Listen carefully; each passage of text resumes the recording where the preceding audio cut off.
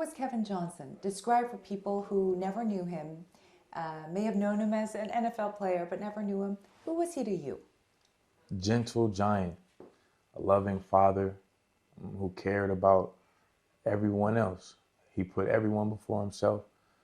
He made sure that everybody around him knew that he loved them. He made constant phone calls daily to all the ones he loved, friends, aunties, uncles, cousins, even cousins my age would get calls from him every day, just as him just showing, I love you, just checking on you, quick phone calls. But just his presence alone was that he loved you. That's the biggest thing I can say about him.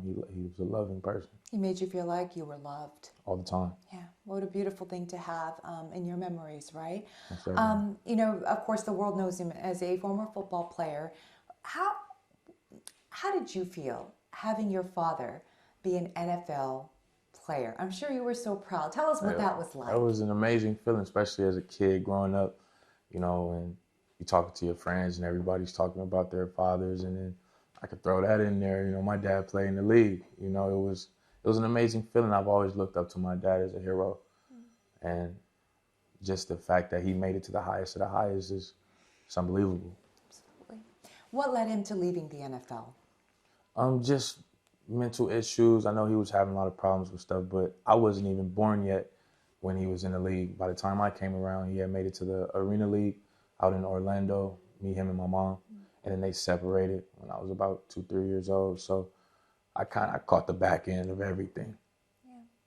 What was your relationship like with your dad? That was my best friend. Best friend, everything above. We talked nonstop. I feel like I could talk to my father about anything, whether it was what I was going through, whether it was with a girlfriend, whether it was just football especially.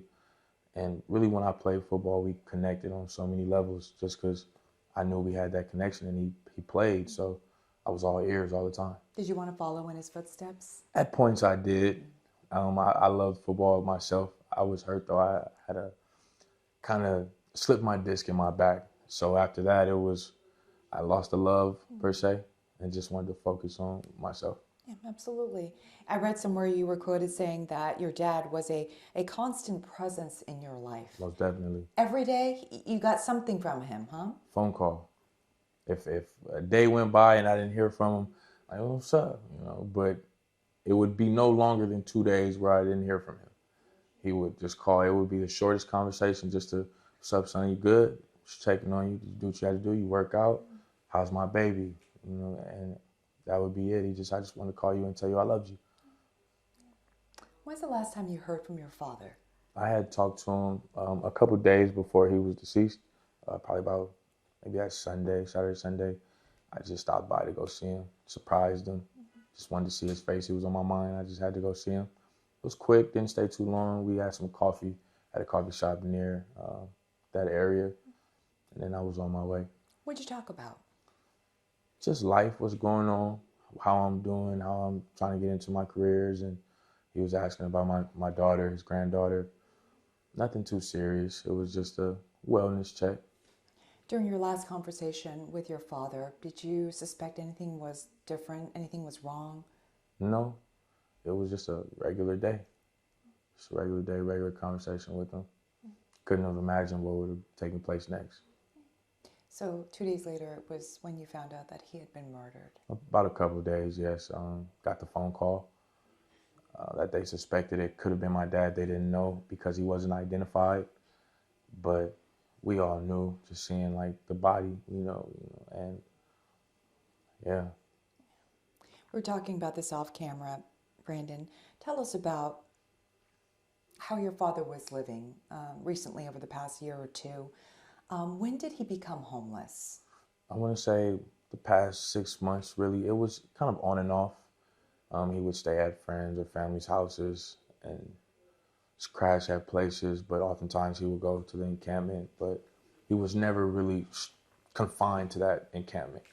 He would bounce around. He didn't really want people to know his situation.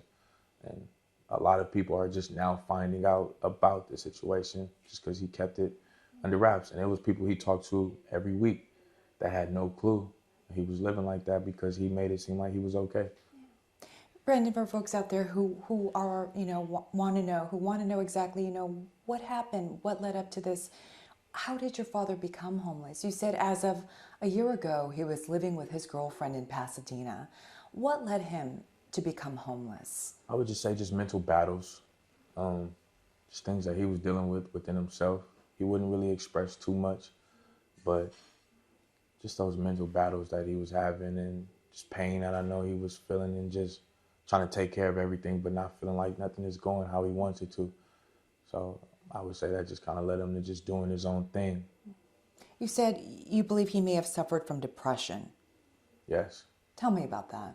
I feel like from CTE he may have had, it was a couple signs that, was kind of questionable.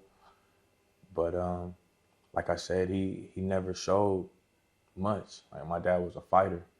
That football spirit in him led till his death. He was going to battle everything and take everything head on. Why do you and your family believe that he may have suffered from CTE?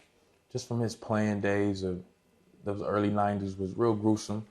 Barbaric sport. They were head banging every play, and just the things that he went through in his life. I just feel like it kind of lines up to that. But we're not sure yet, so I'm not going to put a diagnostic on it exactly. But I feel like it may have been that. Are you waiting for an autopsy to be performed? Yes, we're waiting. Well, the case has to be closed first in order to get those tissues sent out to the Concussion Legacy Foundation. So once the case is closed, then we'll be able to take those steps. Yeah. Did he suffer from physical pain? Yes, knee injuries. He's had multiple surgeries from football on his knees and just other pain that I know he was dealing with from football alone. Brandon, the physical pain, the mental battles you said he was struggling with, how did he cope? Did he resort to substance abuse? Not that I'm aware of, no. He would just do what he had to do. He would just stay to himself, really. Like being in an encampment or just not really tapping in with anybody, letting them know. I know he had a buddy who was a pastor. He spoke to his pastor friend daily just to get that word of God in him and just keep him positive throughout his situation. Yeah. Throughout your conversations, your dad never mentioned that he's struggling with any substance abuse, whether it be drugs or alcohol. You don't know anything about that? No, he wouldn't mention that to me. No. Do you believe that he may have had a problem? No. I just knew he was just battling with his demons himself. And he did his best to keep me from worrying about him. Me and my little brother, he didn't want us to stress over him. His main thing was that we're okay and that we're doing what we have to do. You and your younger brother, did you try to help him and say, hey, Dad, come stay with us, be with us? How did you reach out to your father? I would definitely try to help. My dad would come stay with me and my grandmother. Both of his parents are deceased, so my mom or my mom's mom would open up her home to him, but he wouldn't want to burden anybody. And my little brother stays with his mom. He's only 14, so there's not much he can do at all. But I definitely have my arms open to my dad and helped as much as I can. Brandon, did it hurt knowing that you were trying to help your father? You and your brother were trying to help your father, but he didn't want it. He didn't want to take it from you, and he was out there, you said, kind of bouncing around, staying with people. Did that hurt you? Most definitely. Nobody wants to see their father living like that. It's just, there's only so much that we can do, especially when a person has to do it himself. Yeah. Tell me about the day you got that call and to go out there. You said at first they couldn't be sure it was your father, but you said you knew. How so? I know my dad's body. He was laid face down and I just saw his back. And I know from small tattoos, I know my father, I felt that spirit pulling up to that scene and seeing that is replaying in my head, but just try to keep staying strong. Yeah. Brandon, when you did get that confirmation, was it a shock? Most definitely. Shocking is nobody wants to get that call. That's a call I keep replaying. It's just, it hurts, especially when you find out that he's murdered. You would want somebody to go from natural causes. So to find out that he was murdered, it just puts even more of a heartburn. It's so painful to deal, like you said, with a loved one passing, but the fact that someone caused his passing it's incomprehensible. Let's talk about that, Branden. Investigators believe that he was murdered. And according to investigators, they said he died from blunt force trauma. And I believe, according to the ME report, stab wounds as well. Yes, Someone ma'am. intentionally inflicted this upon your father. Why do you believe this happened? It's an evil person out there in the evil world. My dad wouldn't have hurt a fly. So to hear that news, it's still shocking. It's a big question mark. Just trying to figure out in place, why would somebody do this? Why would they want to inflict this much pain and do my dad the way that he was? Because he was vulnerable. Knees was hurting. He couldn't move around as much as he was when he was younger. So just everything is it's heartbroken. It's heartbreaking. It's so heartbreaking. I can't even imagine what it's like to see your father out there in that condition. Branden, during your last recent conversations with your father, did he mention there was someone who may have been angry at him? Did he have any enemies? Any idea who could have done this to your father? I have no clue. That's the question mark the whole world is waiting on, especially with the following deaths that they have over there. It's like whoever this person is, he's an evil person. And it seems very malicious. Yeah, they say your father was one of 4 people Yes, ma'am. killed in that encampment. What do you have to say? Eventually, hopefully they catch this person. What would you say to that person if you had an opportunity to say something face to face? What would you like to say? Why? Just why? Why would you want to do something like this? To be honest, I don't know what I would say. I would just let God give the words to me and just go from there. Whatever God has stored for this man, whoever did this, he'll get it. No idea who this is. No idea. How are you and your family getting through this time as you guys wait for the homicide investigators to do their thing, conduct their investigation? What's getting you through at this point? Just the good times. Just thinking of the good times, all the smiles, all the pictures we see, because every picture is filled with a smile by my dad. So just remembering all the good things, good memories. That's just taking it day by day. That's all we can do. Why did you want to do this interview? Just to put good light on my father. Seeing all the news articles and stories coming out, man 55 killed in homeless encampment, it hurts. Because my dad wasn't just a man that lived in a homeless encampment. He was more than just an NFL player. He was a human being, a person who had battles that he was dealing with. And everybody has battles that they're dealing with. People just deal with them different.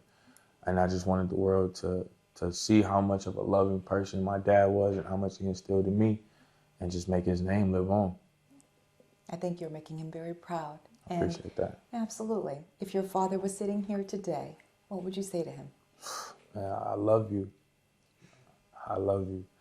I'm probably just give him a big hug. I would love to see that man again, for sure.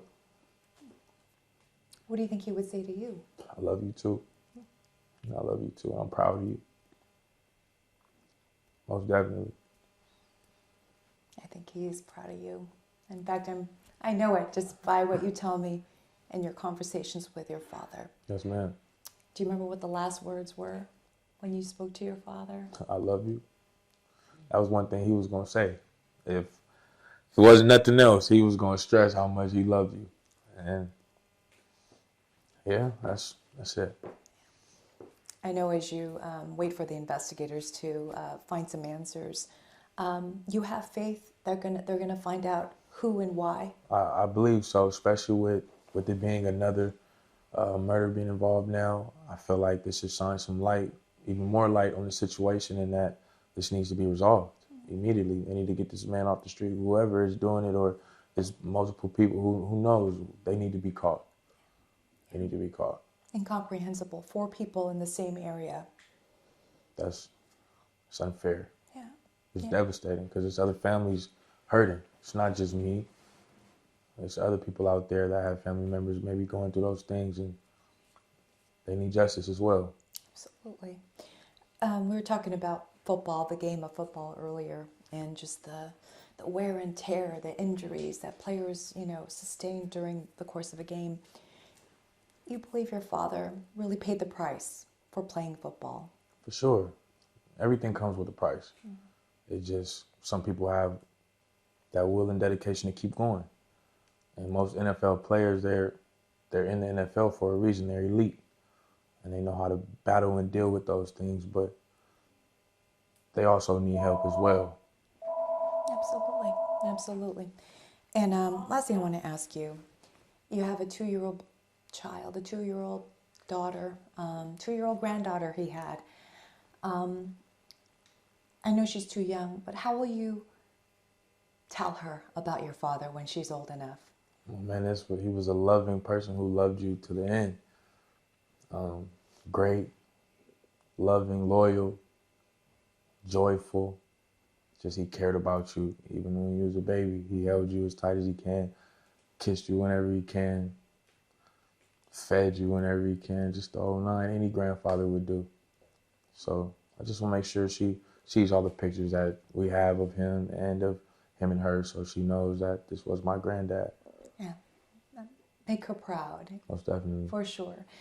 Tell me right now, any funeral plans? What's ahead for the family? We have our funeral for him next week.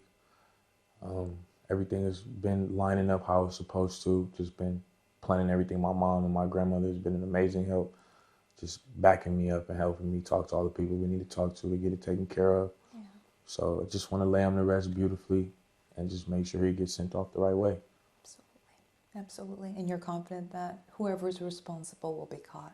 I hope so. Yeah. And you have also a fundraiser, a fundraising page you set up. Tell us about that. Well, I haven't set any fundraiser page up. No? I thought we had mentioned that. Then you know what? Let me know at a future time if you do. Yes, ma'am. Again, Branden, thank you so much for opening up your grandma's house and, for